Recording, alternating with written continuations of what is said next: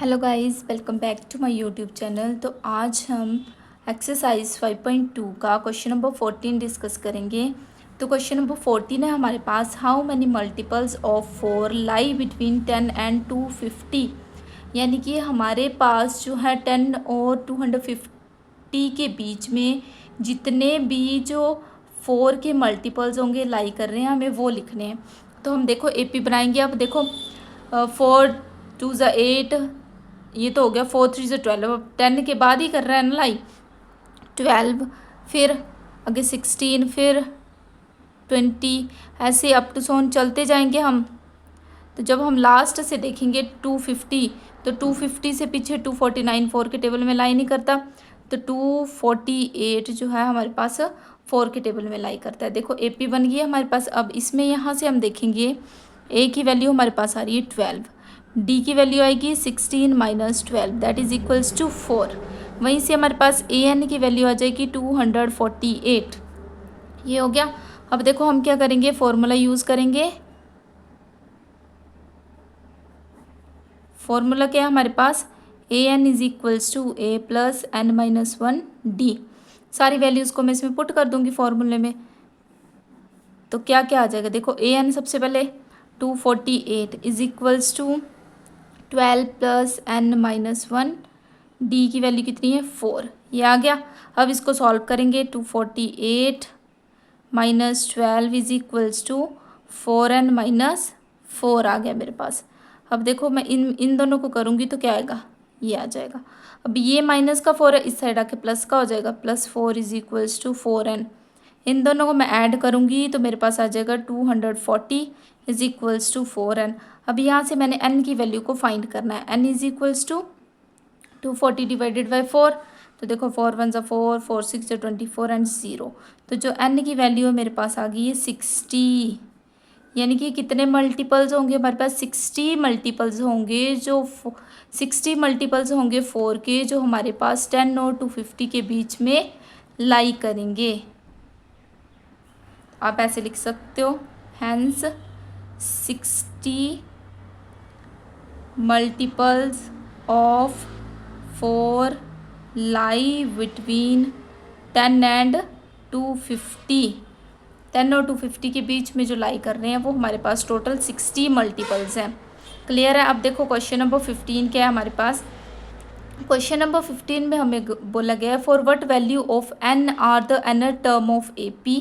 हमें दो APs दी हैं, कब जो वो हैं इक्वल होंगी। तो देखो फर्स्ट AP जो हमें दी है वो है हमारे पास 63, 65, 67 अप टू सोन। सेकेंड AP जो हमें दी है वो हमारे पास 3, 10, 17 अप टू सोन। अब जब इन दोनों APs को हम इक्वल करके, तो यहाँ से अगर मैं बोलूँ फर्स्ट AP से A की वैल्यू 63 आ रही है और D की वैल्यू कितनी आ रही है, माइनस का 2। इस AP से देखूँ A की वैल्यू 3 आ रही है और D की वैल्यू कितनी आ रही है, माइनस का 7।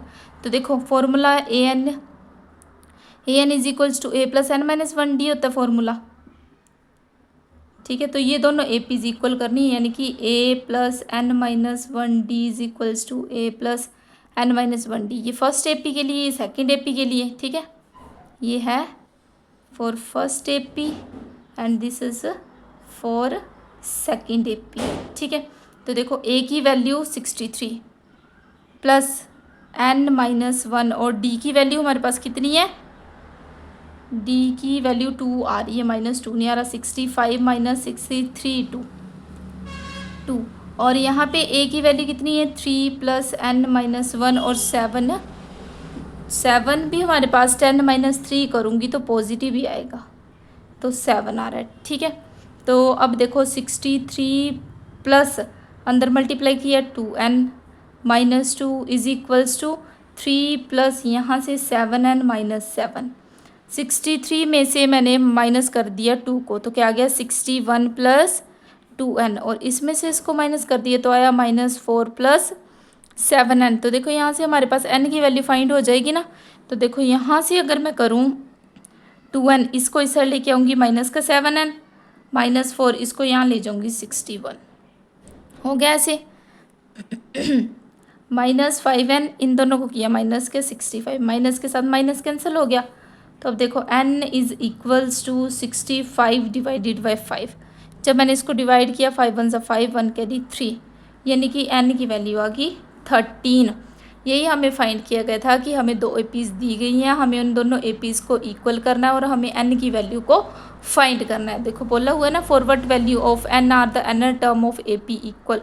जो nth टर्म होगी AP की वो कब इक्वल होगी, किस वैल्यू पे होगी n की, तो वो होगी 13 पे। 13 पे हमारी दोनों एपीज जो है उनकी nth टर्म जो है इक्वल आएगी। तो ये आपका 14 और 15 क्वेश्चन था। अब नेक्स्ट देखो क्वेश्चन नंबर 16।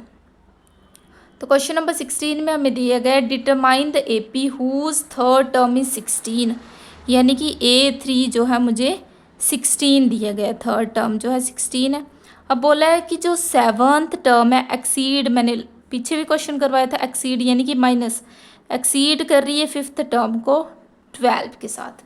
तो अब इसका क्या मतलब है, देखो A7 हमें पता है A7 क्या होगा, A प्लस 60, माइनस का साइन है बीच में, A प्लस 4D लिख सकते हैं ना A5 को, तो इज इक्वल्स टू 12। ये कैसे आया हमारे पास, A7 हमारे पास A प्लस 60 होता है और A5 जो है A प्लस 4D होता है। ये आपने पीछे भी किया हुआ, और ये AN is equals to A plus N minus 1D वाले फॉर्मूले से भी निकाला जा सकता है। तो देखो A प्लस 60, अब माइनस अंदर मल्टीप्लाई हो जाएगा, minus 4D is equals to 12। ये और ये आपस में कैंसिल हो रहे हैं, तो क्या आना 60 minus 4D is equals to 12। इन दोनों को माइनस करूँगी 2D इज इक्वल्स टू 12। तो यानी कि D की वैल्यू मेरे पास जो आ गई वो आ गई 6। तो ये आ गई हमारी D की वैल्यू। अब D की वैल्यू जब हमारे पास 6 आ गई है, तो हमें A3 कितना दिया था, इस यहाँ से मैं A की वैल्यू को फाइंड कर सकती हूँ।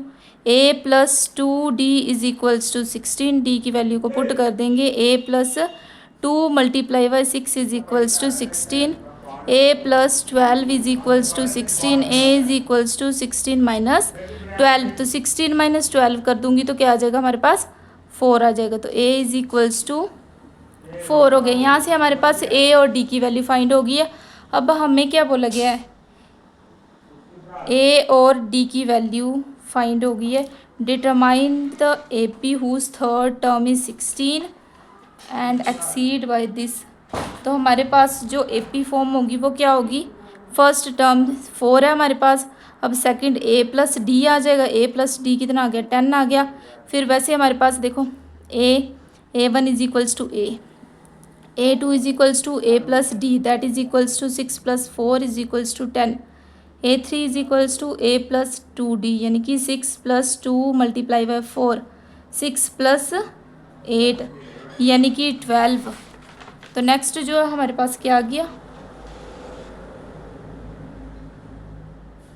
सो D की वैल्यू 6 है और यहाँ 4 है, तो 4 प्लस 12 16। नेक्स्ट आ गई 16, इससे नेक्स्ट आ गई 22।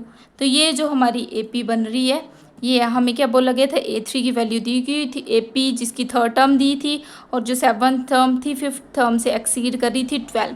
तो हमने A और D की वैल्यू को फाइंड कर लिया। अब हमें AP फाइंड करने को बोली थी कि क्या बन रही है, तो मैंने जो है AP फाइंड कर ली। फर्स्ट टर्म जो आएगी AP की वो तो सेम ही रहेगी, A है जो, फिर सेकंड टर्म निकालेंगे A2 करके, थर्ड टर्म निकालेंगे A3 करके, वैसे ही हम फोर्थ टर्म निकालेंगे A4 करके।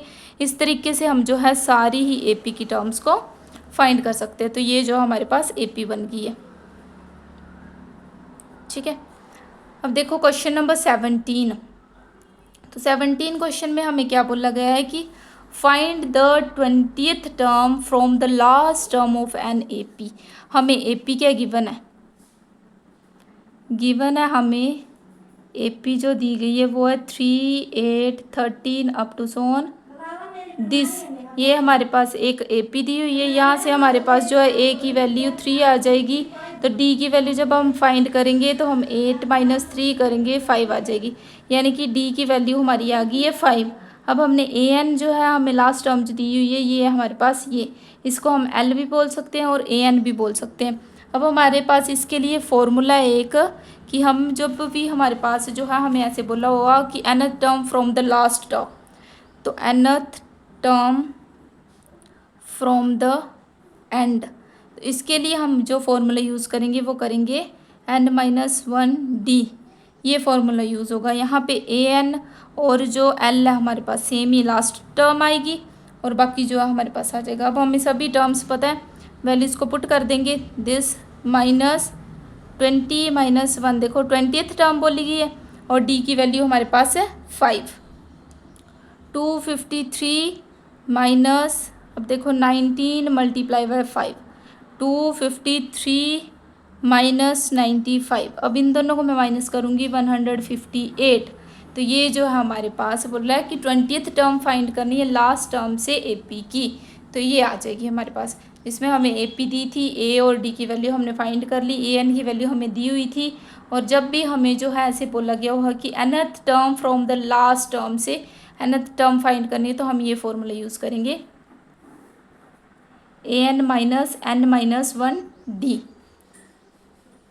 तो ये था आपका 15 और 16 और 17 क्वेश्चन। तो नेक्स्ट जो है हम नेक्स्ट वीडियो में करेंगे। वीडियो अच्छी लगे तो लाइक शेयर सब्सक्राइब ज़रूर करना। Thank you.